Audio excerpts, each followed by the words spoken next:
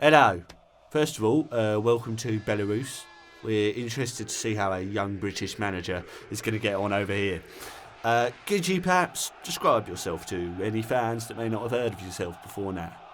Of course, and I'm happy to do so. So, relatively new to the game, but to this point, I've never really had a board that have appreciated me. I've done some wonderful stuff. I always smash the media expectations, but yet to find someone that appreciates it. So I'm hoping that my Granite board, the Granite fans, will truly actually recognise me for the world-class manager that I clearly am. Yeah. Alright. Slightly confused. No not going to problem. lie to you there, mate. That's all right. Do you have any innovative tactical plans that you're going to implement? Well, I mean, not sure just how much you guys know in Belarus, but 4-3-3, big fan of that. Not sure if it's made it over yet. It's a big deal. You'll like it, I'm sure.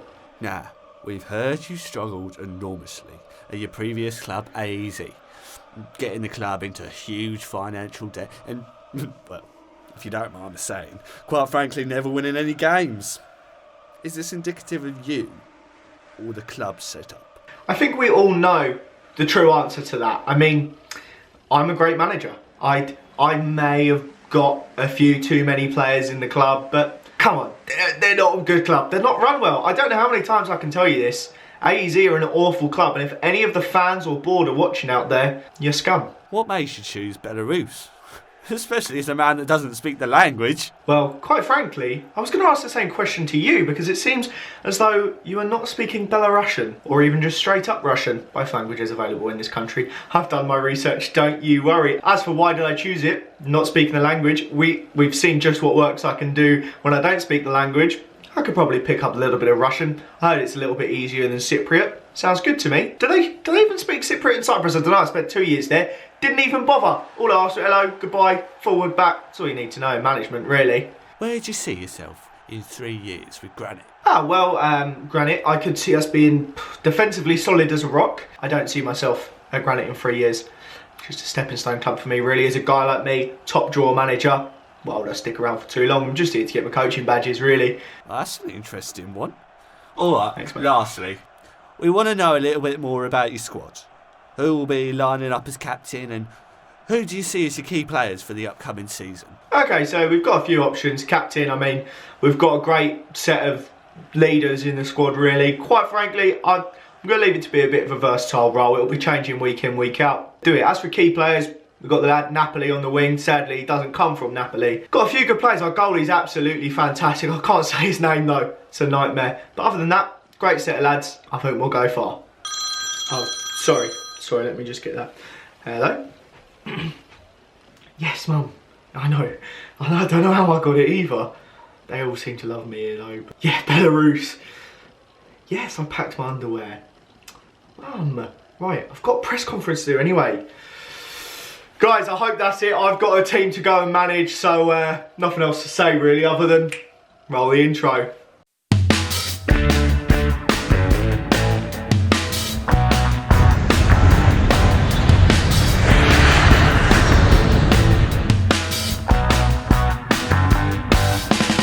There we have it, guys. That is the intro to the new flipping series. I don't really know what else to say other than I am so excited to go ahead and get cooking with this flipping Granite side. We have a lot of stuff to talk about. We have our first game to play. We have some transfers, some tactics, the lot. I bought a green screen just to do some fun bits in the series. I hope you liked that intro and it wasn't too long and boring. But where do we begin? We're going to start off with our transfers. I'm going to show you one here that I got on a free. Jake Gosling. Didn't realise he doesn't join until the 1st. I think he's going to be absolutely fantastic for us. But there's so many flipping transfers in that I can't wait to show you this many. As I'm sure you know, as I told you in the last episode, we actually had 355k to spend. We have 119k because I can turn some of it to wages. But we still have some money left over. And a lot has happened in and out. A few players have gone on frees. None of these would do with me. This is the only one that I did actually do, Alexei Plian, whatever his name is. But we're going to go through one by one some of the players. I am going to say too that a lot of the players I got at the start were like 5-star ability. And then I think as we were bringing in better players, their ability was like lower and lower. So first up, Alexei Dovgul. This guy I think was actually here before I took over.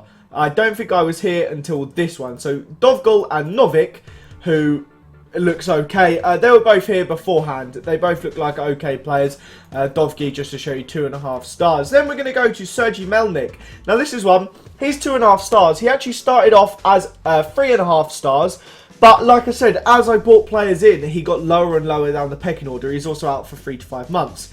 Anton Amelchenko looks like a very, very good goalkeeper. I think he's going to be one of our key players on so little money. It's absolutely fantastic. He's valued at 5k. He's a 33-year-old internationally capped Belarusian goalkeeper. It's just what I need. You're only allowed 5 non-Belarusians in your squad, so it makes quite a big deal. Seems like we've got a lot of players from Krumkachi. Next up, we have Dmitry Klimovic, who will be our left back. He was originally a 5-star current ability when I first got him.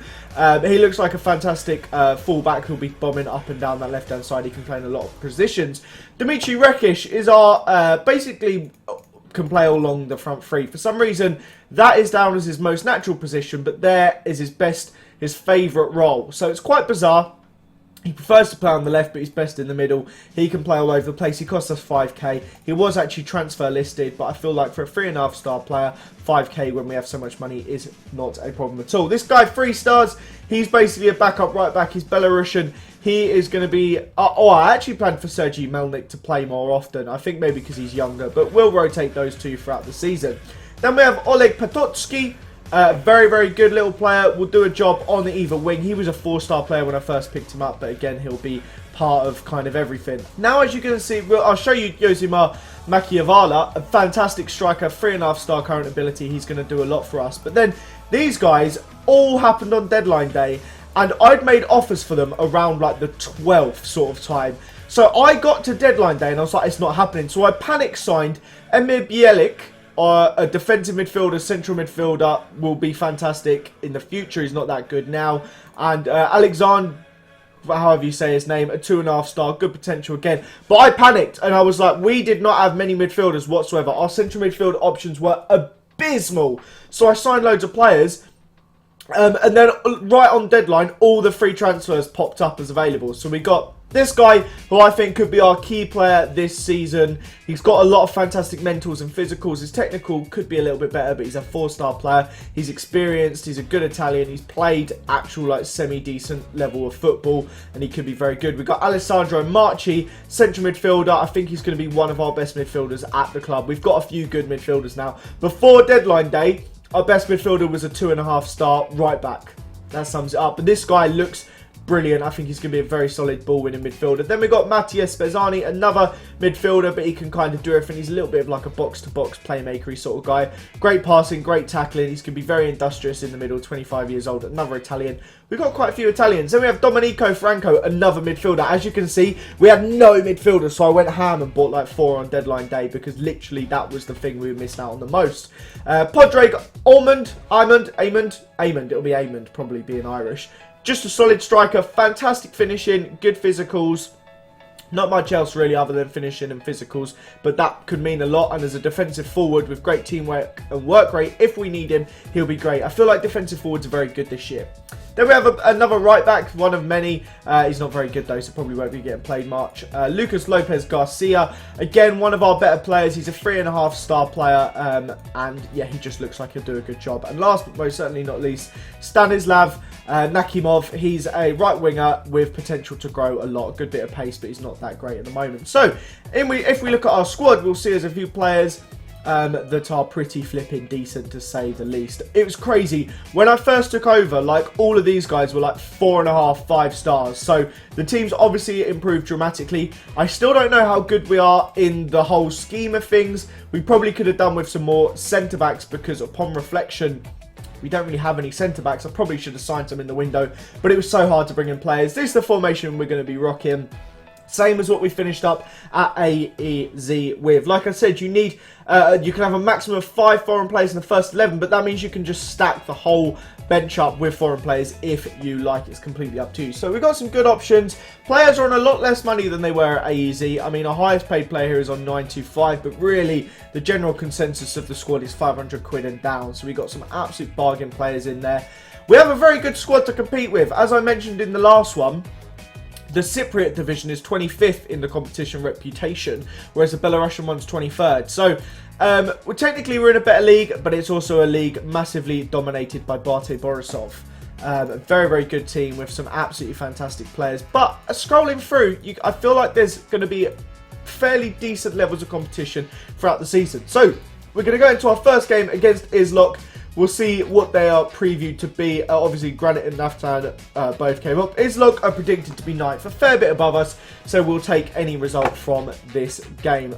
I didn't show you the exact lineup. We've got Amelchenko. Guys, it's a little bit of a calamitous episode, so let me apologise for that. We'll be a bit more formulaic after today. I'm even struggling with my words. It is 10:45 to be fair. We've got Anton Amelchenko in goal. Sergei Shagrikovich at right back, Artem Guzik at centre back, Alexandra Krasi, Dmitry Klimovich as our following two defenders, Mattia Spezzani, Domenico Franco and Alessandro Maci. Do I have a midfield three all from Italy?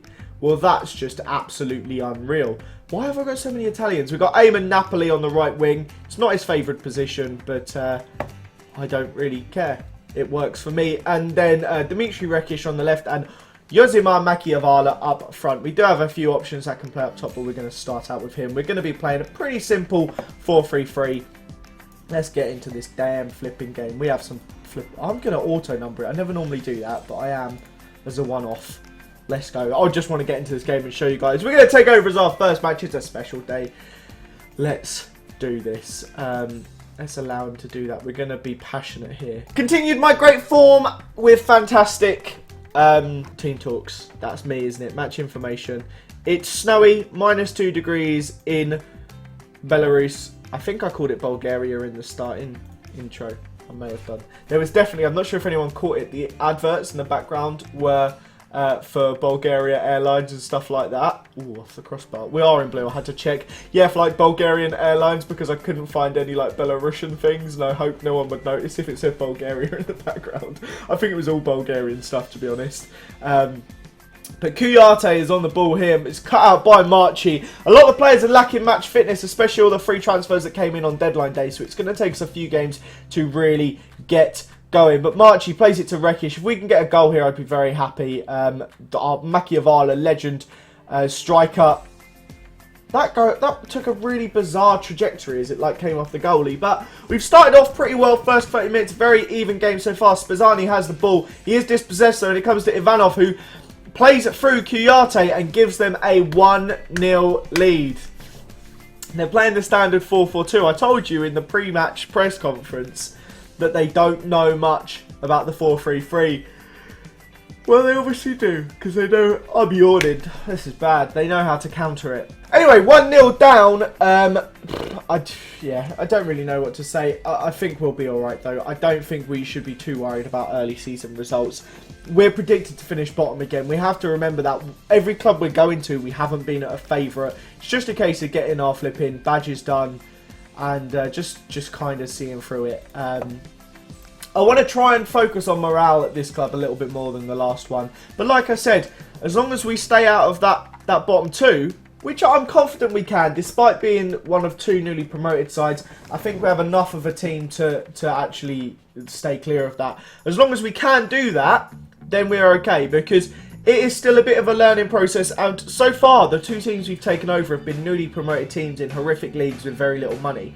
So as long as we can get coaching badges done, that's completely fine, and we'll slowly build our way up the ladder. I made sure not to spend too much money because I don't want this club to be in the financial lurch. I want to be able to do the coaching badges without a problem. Napoli has given away a foul, and I think he's about to get sent off here on his debut for the club. The guy I pointed out as probably our best player before the game has been shown a red card.